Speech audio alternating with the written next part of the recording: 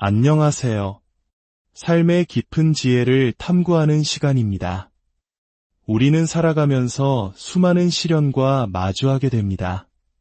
때로는 감당하기 힘든 어려움 앞에서 좌절하고, 때로는 끝이 보이지 않는 터널 속에서 길을 잃기도 합니다.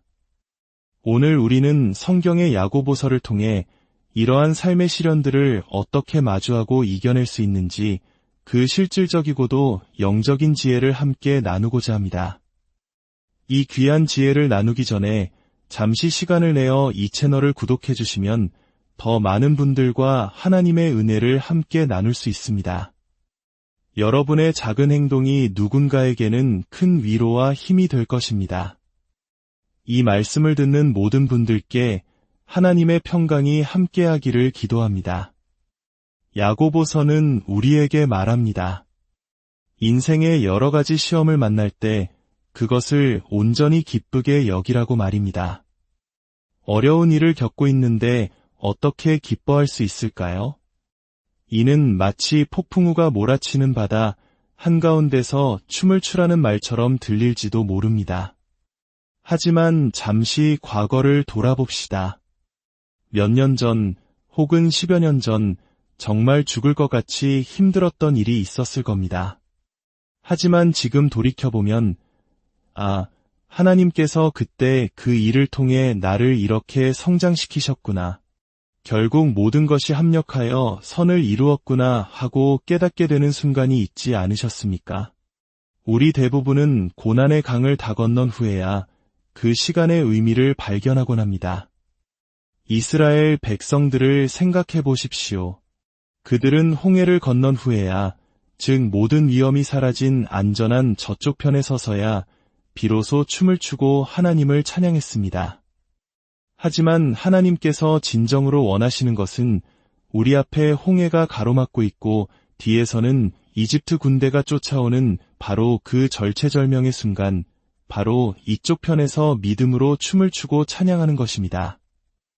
시련의 한복판에서 드리는 찬양과 기쁨이야말로 우리의 믿음이 살아있다는 가장 강력한 증거이기 때문입니다.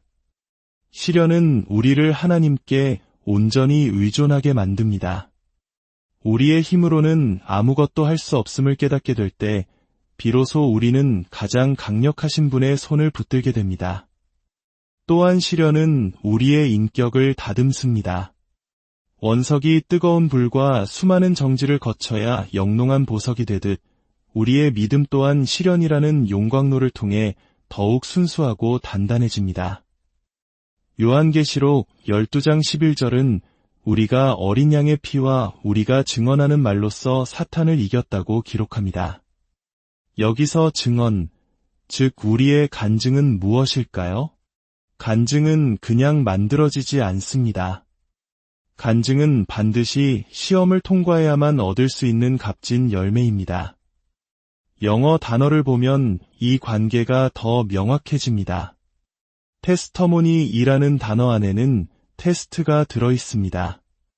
시험 없는 간증이란 존재할 수 없는 것이죠.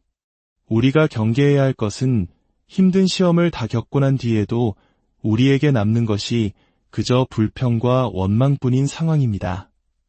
하나님의 나라에서는 우리가 시험을 통과하지 못하면 같은 시험을 다시 치르게 됩니다. 그러므로 우리는 모든 시험을 통해 반드시 성장하고 하나님께서 주시는 교훈을 배워야 합니다. 이제 인내에 대해 이야기해 봅시다. 우리 신앙 여정에서 인내만큼 중요하고 또 어려운 과제도 없을 것입니다. 제게 팔고 싶었던 땅이 하나 있었습니다.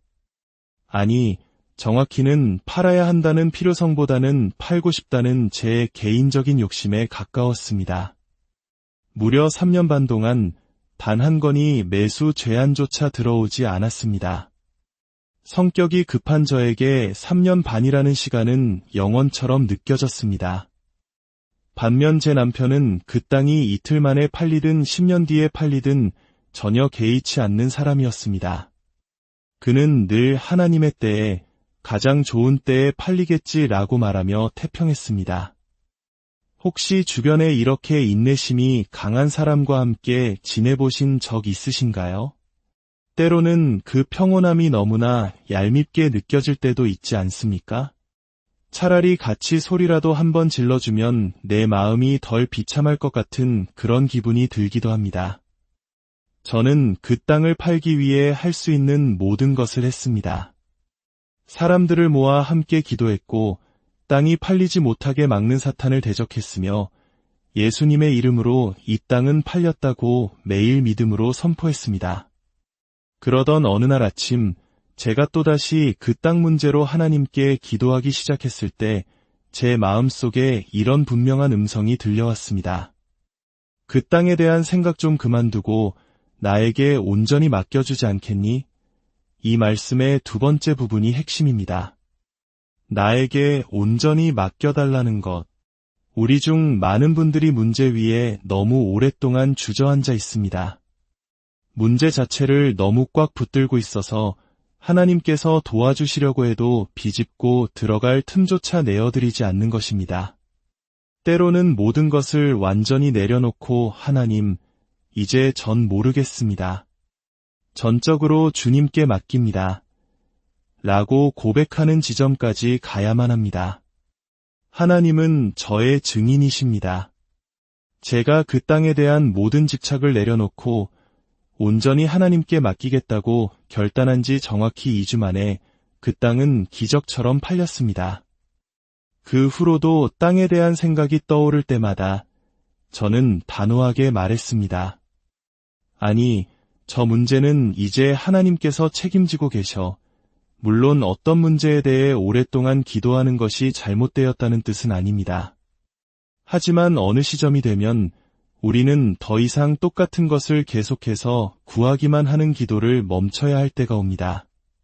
그 대신 그 문제가 생각날 때마다 하나님, 이 문제를 해결해주고 계심을 믿고 감사합니다. 라고 기도하는 것, 그것 또한 강력한 기도의 한 형태입니다. 야고보서는 인내를 온전히 이룬 사람은 온전하고 구비하여 조금도 부족함이 없는 사람이라고 말합니다. 이것이 무슨 뜻일까요? 저는 이것이 우리가 온전한 인내의 단계에 이르면 하나님의 시간과 방법을 너무나 깊이 신뢰하게 되어 그 어떤 상황에서도 흔들리지 않게 된다는 의미라고 생각합니다. 우리가 구한 것이 하나님의 뜻이라면 그분께서 반드시 이루실 것을 알기 때문입니다. 솔직히 말해 오늘날 우리 모두는 영적으로 더욱 성장해야 합니다. 하나님의 뜻이 아닌 것은 그 어떤 것도 진정으로 원하지 않는 수준에까지 이르러야 합니다. 아무리 내가 간절히 원하는 것이라 할지라도 그것이 하나님의 뜻이 아니라면 우리는 결코 그것으로 행복해질 수 없습니다. 시편 106편에는 이스라엘 백성들이 광야에서 하나님의 기적인 만나의 실증을 느끼고 고기를 달라고 아우성치는 장면이 나옵니다. 그들은 끊임없이 불평하고 요구했습니다. 결국 하나님께서는 그들의 끈질긴 요구를 들어주셨습니다. 고기가 코에서 흘러나올 정도로 넘치게 주셨습니다. 하지만 성경은 그 후에 이렇게 기록합니다. 그러나 그들의 영혼은 쇠약하게 하셨도다. 이것이 핵심입니다. 우리가 때를 써서 원하는 것을 얻을 수는 있습니다. 때로 하나님은 그것이 우리가 진정으로 원하는 것이 아님을 깨닫게 하시려고 우리가 요구하는 것을 허락하기도 하십니다. 하지만 그 결과 우리의 영혼이 쇠약해진다면, 내면의 기쁨과 만족이 사라진다면 무슨 소용이 있겠습니까? 어떤 이들은 돈이 더 많으면 행복해질 것이라고 생각합니다. 돈은 분명 편리한 것이지만 세상에는 셀 수 없이 많은 돈을 가지고도 지독하게 불행한 사람들이 가득합니다. 야고보서 1장 6절에서 8절은 기도에 대해 이렇게 말합니다. 오직 믿음으로 구하고 조금도 의심하지 말라. 의심하는 자는 마치 바람에 밀려 요동하는 바다 물결 같으니 이런 사람은 주께 아무것도 얻기를 생각하지 말라. 두 마음을 품어 모든 일에 정함이 없는 자로다. 우리가 하나님을 믿기로 결심했다면 온 마음을 다해 믿어야 합니다. 아침에는 믿다가 점심에는 의심하고 저녁에 다시 믿는 식의 흔들리는 믿음을 버려야 합니다. 예수님께서 우리를 두려움과 의심에서 자유롭게 하셨다고 해서 우리 삶에서 두려움과 의심이라는 감정이 완전히 사라지는 것은 아닙니다. 우리는 여전히 두려움을 느끼고 의심의 유혹을 받습니다. 중요한 것은 그러한 감정이나 유혹에 굴복하지 않는 것입니다. 이제 우리는 자신의 의심을 의심하는 법을 배워야 합니다. 하나님을 신뢰하기로 마음먹었는데 의심이 찾아오면 그 의심 자체를 향해 이렇게 말해야 합니다. 나는 너를 믿지 않는다. 나는 신실하신 하나님을 믿는다. 하나님은 반드시 그분의 일을 이루실 것이다. 사탄은 계속해서 우리에게 속삭일 것입니다. 언제 이루어지는데 그러면 우리는 담대하게 대답해야 합니다. 언제인지는 모르지만 하나님은 반드시 하신다. 그리고 가장 완벽한 때에 하실 것이다. 사탄에게 맞서 말하는 법을 배우십시오. 예수님의 이름으로 하나님의 뜻에 합당한 것을 구하면 우리는 반드시 그것을 받게 될 것입니다. 다시 한번 말씀드립니다. 하나님의 뜻에 합당한 것이라면, 즉 지금이 내 인생에서 올바른 때인지, 이것이 나에게 진정으로 유익한 것인지, 내가 이것을 감당할 만큼 영적으로 성숙했는지 등 모든 조건이 맞을 때 하나님은 당신의 말씀을 따라 반드시 응답하십니다. 하나님은 거짓말을 하실 수 없는 분이기 때문입니다.